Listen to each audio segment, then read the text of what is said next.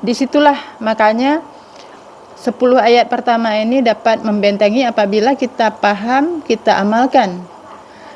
Bukan cuma dibaca. Kalau cuma dibaca aja satu Al-Quran juga nggak ada fungsi. Dan engkau lihat bumi rata. Sekarang rata bumi itu apa maksudnya? Ilmu dunia itu udah rata. Mau di desa, mau di kota sama. Udah pakai yang sama alat-alatnya semua. Dan kami kumpulkan mereka, maka tidak kami tinggalkan dari mereka seorang pun. Sekarang malah kumpulnya di Google kan. Mereka dipakaikan di dalamnya dari gelang-gelang dari emas. Kalau dibilang dipakaikan di dalam jannah itu dipakaikan gelang-gelang dari emas. Gelang itu kan di tangan. Emas itu apa? Yang bernilai tinggi, perhiasan yang bernilai tinggi. Jadi tangannya itu dia akan bergerak, bekerja, berbuat dalam kebajikan, menyenangkan orang, dalam ridho Allah, begitu.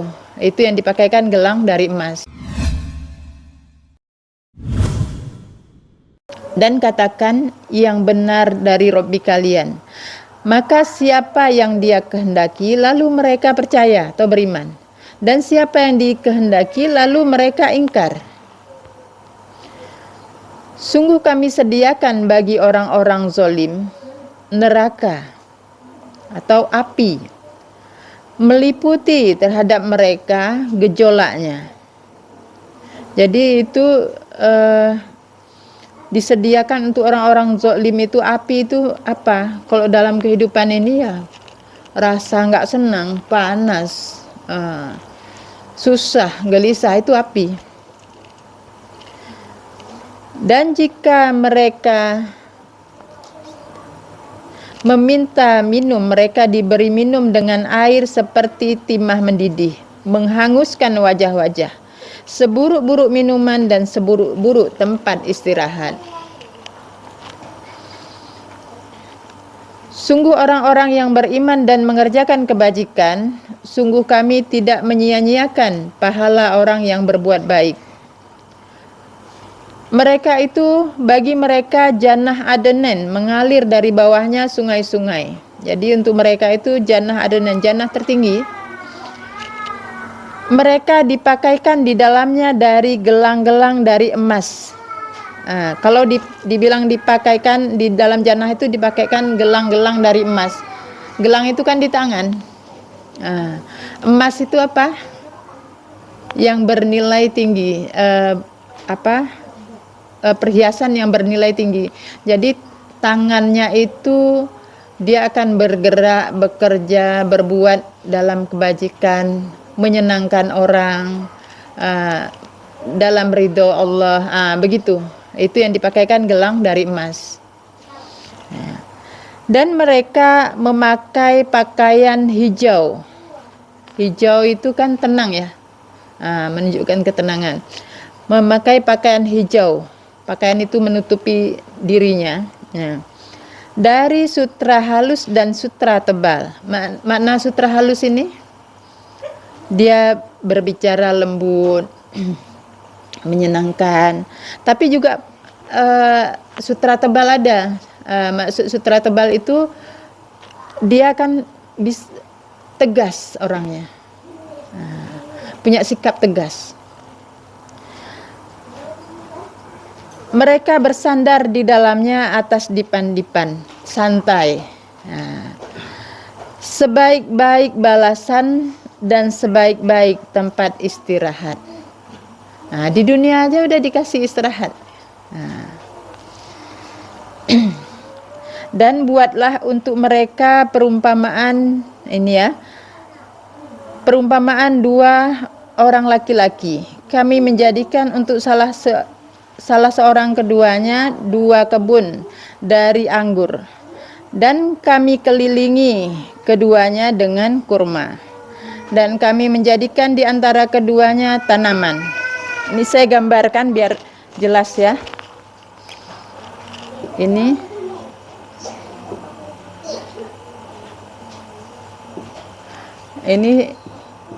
yang satu, ini yang sipulan.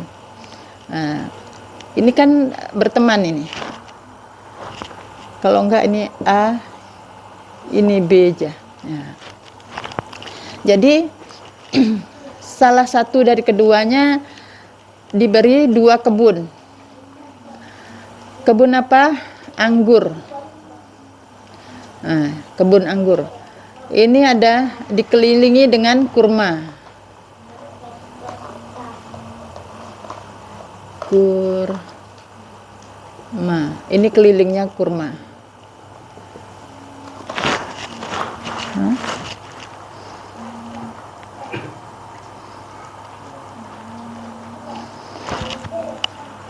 Di antara keduanya ada tanaman.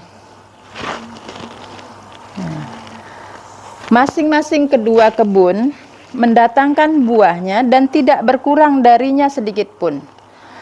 Dan kami pancarkan di celah-celah keduanya dengan sungai. Sangat indah kan?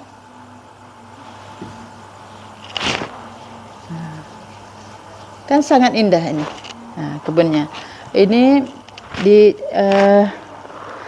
dan kami pancarkan di celah-celah keduanya dengan sungai. Dan adalah baginya buah, bentuknya buah. Nah, lalu dia berkata kepada sahabatnya, ini dalam diri ya, ini jangan dibayangkan orang luar, ini dalam diri kita deh. Nah. Lalu dia berkata kepada sahabatnya, dan dia bercakap-cakap ruhnya, aku lebih banyak dari engkau harta dan lebih kuat pengikut, kata dia. Nah, bangga kan? Dan dia memasuki kebunnya, sedang dia menzolimi dirinya. Nah, dia berkata, tidaklah aku menyangka bahwa ini akan binasa selamanya. Jadi dalam rasa itu nggak ada rasa hati itu seolah ini akan terus ada. Nah, dan tidaklah aku menyangka kiamat terjadi. Sungguh jika aku dikembalikan kepada Robbi, niscaya aku mendapatkan kebaikan darinya sebagai tempat kembali. Yakin seolah nggak akan terjadi kiamat, hartanya nggak akan binasa, nanti kalau kembali dapat tempat yang bagus.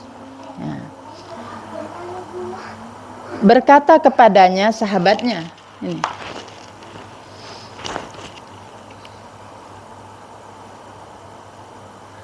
sebenarnya terbalik saya ini harusnya yang A di sini tadi ya.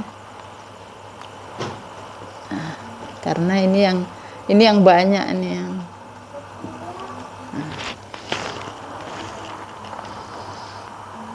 mana tadi?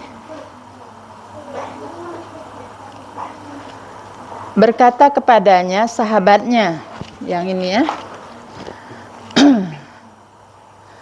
Dan dia bercakap-cakap ruhnya, apakah engkau ingkar dengan yang menciptakan engkau dari tanah, kemudian dari nutfah, kemudian menyempurnakanmu sebagai seorang laki-laki.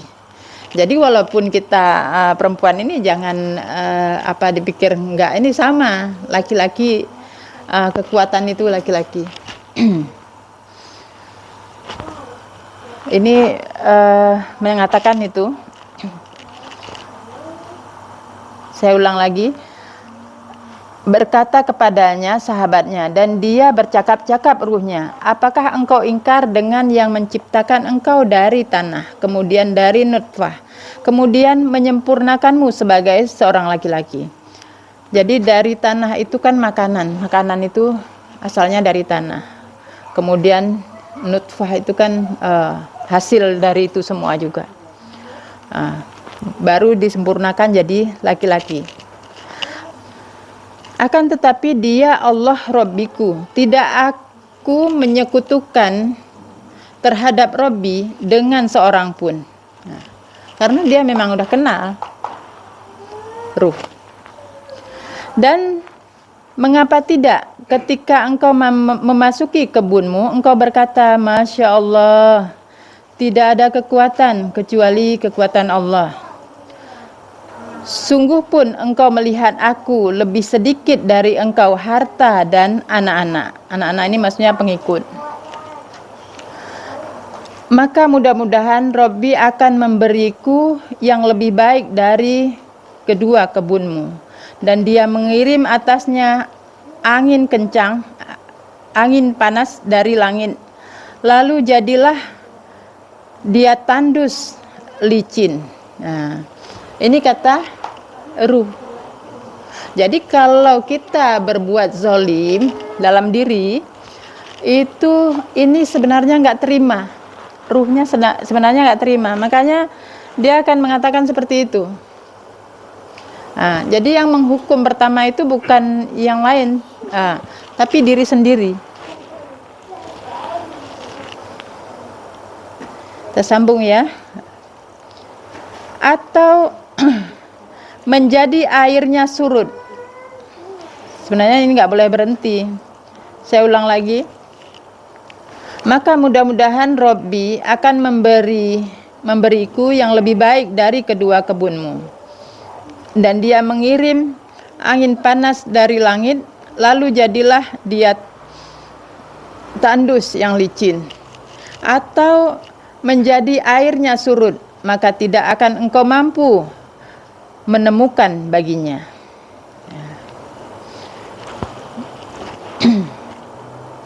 Dan diliputi dengan buahnya, lalu jadilah dia membolak-balikkan kedua telapak tangannya atas apa yang dibelanjakan tentangnya, dan dia roboh atas atapnya. Dan dia berkata, wahai sekiranya aku tidak menyekutukan terhadap Robbi dengan seorang pun. Nah, kan penyesalan. Jadi dia berkata seperti itu. Dan tidak akan ada baginya golongan yang akan menolongnya dari selain Allah, dan tidak ada yang membela. Ya, jadi tidak akan ada yang menolong satu golongan pun selain Allah, dan tidak akan ada yang membela. Di sana semua pertolongan milik Allah. Dia sebaik-baik pemberi balasan dan sebaik-baik kesudahan. Inilah akhirnya kembalinya ke Allah. Ini yang kita masih hidup, ini kita harus sadar. Jadi kehidupan dunia ini untuk menjadi pelajaran untuk diri kita, supaya kita menyadari dengan apa yang dalam diri. Dan buatlah untuk mereka perumpamaan kehidupan dunia seperti air yang kami menurunkannya dari langit, lalu bercampur dengannya tumbuhan bumi, lalu jadilah dia kering menerbangkannya angin. Dan adalah Allah atas segala sesuatu maha berkuasa. Jadi kalau sudah begitu, perumpamaannya jadi untuk ini apa? Yang ini, yang di bawahnya tadi.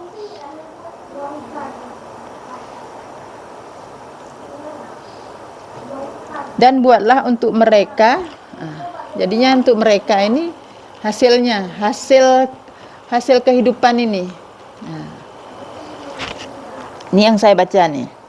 Dan buatlah untuk mereka perumpamaan kehidupan dunia seperti air yang kami menurunkannya dari langit, lalu bercampur dengannya tumbuhan bumi, lalu menjadi kering, menerbangkannya angin. Nggak dapat apa-apa. Dan adalah Allah atas segala sesuatu maha berkuasa. Jadinya rugi. Adalah harta dan anak-anak perhiasan kehidupan dunia, dan kebajikan yang terus-menerus lebih baik di sisi Robbimu sebagai balasan dan sebaik-baik amalan. Dan pada hari kami menjalankan gunung, dan engkau lihat bumi rata, dan kami kumpulkan mereka, maka tidak kami meninggalkan dari mereka seorang pun. Ini pada hari kami perjalankan gunung. Gunung itu kan pasaknya bumi. Orang-orang yang berilmu dijalankan. Dan engkau lihat bumi rata. Sekarang rata bumi itu apa maksudnya? Ilmu dunia itu udah rata. Mau di desa, mau di kota sama. Udah pakai yang sama alat-alatnya semua. Nah. Dan kami kumpulkan mereka, maka tidak kami tinggalkan dari mereka seorang pun. Sekarang malah kumpulnya di Google kan. Nah. Dan mereka dihadapkan atas Robbimu dengan berbaris. Nah. Sungguh telah kalian mendatangi kami sebagaimana kami menciptakan kalian pertama kali. Bahkan kalian mengira bahwa tidak akan kami menjadikan untuk kalian suatu janji. Ya. Jadi kita datang ke Allah itu kayak mana kita dilahirkan sendiri-sendiri. Nah, kita menghadapnya juga sendiri-sendiri.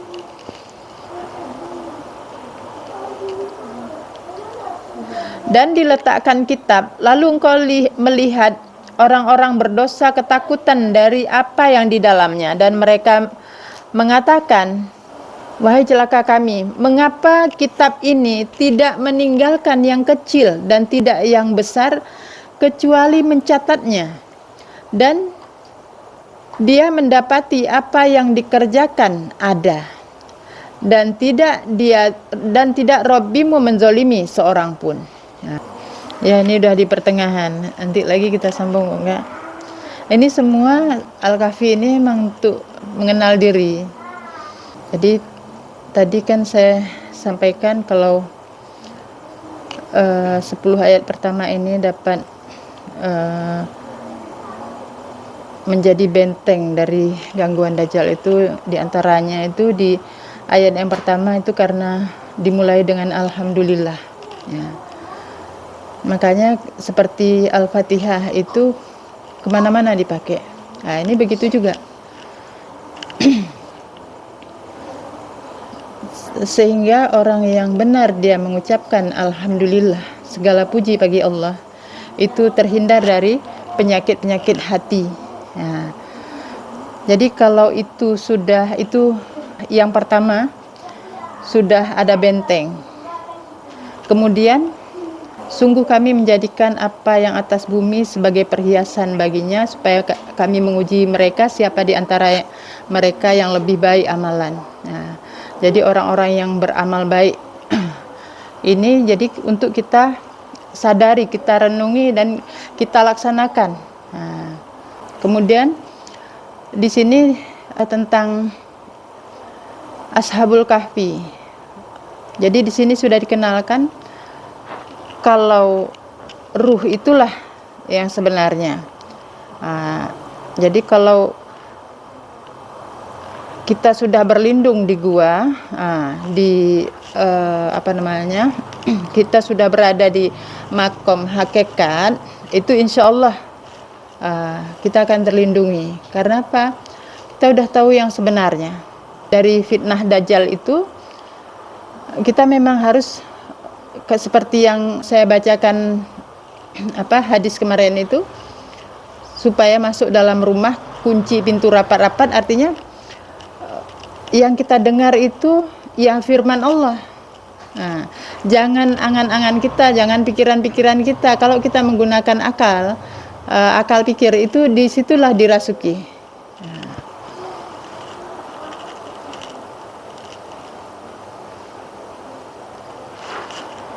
Kemudian doanya, Robbi kami, berikan kami dari sisi Engkau rahmat, dan sediakan untuk kami dari perkara kami dengan petunjuk.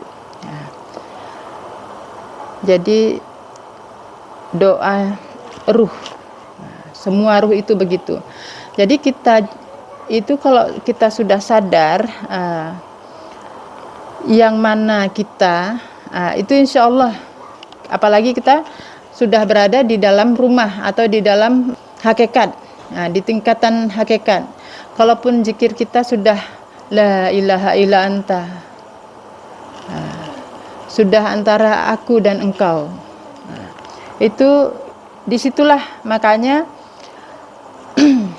10 ayat pertama ini dapat membentengi apabila kita paham, kita amalkan. Bukan cuma dibaca. Kalau cuma dibaca aja satu Al-Quran juga nggak ada, nggak ada fungsi. Ya, ini ya intinya seperti itu. Sudah jam 10:30. Jadi malam ini sampai ayat 49 ya. Nanti kita sambung lagi. Alhamdulillah. Maha benar Allah dalam segala firman-Nya.